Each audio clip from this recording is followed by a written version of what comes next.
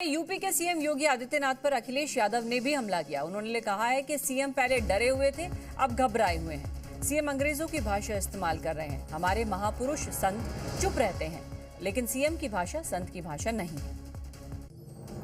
हमारे मुख्यमंत्री जी पहले थोड़ा बहुत डरे हुए लग रहे थे।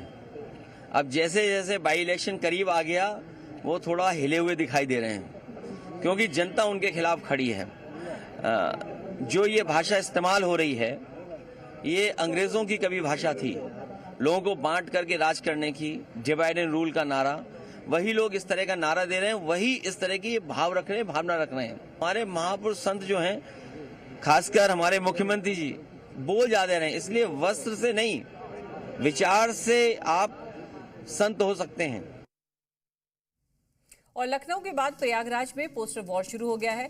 बटेंगे तो कटेंगे के जवाब में अब समाजवादी पार्टी का पोस्टर सामने आया है और इस पोस्टर में लिखा है कि हम जोड़ेंगे और जीतेंगे। पीडीए का इनकलाब होगा, फूलपुर में बदलाव होगा। तो अब ताजा पोस्टर समाजवादी पार्टी की तरफ से जारी किया गया, जो इस वक्त आप देख रहे हैं। लखनऊ के बाद अब प्रयागराज में ये पोस्टर वॉर देखा गया।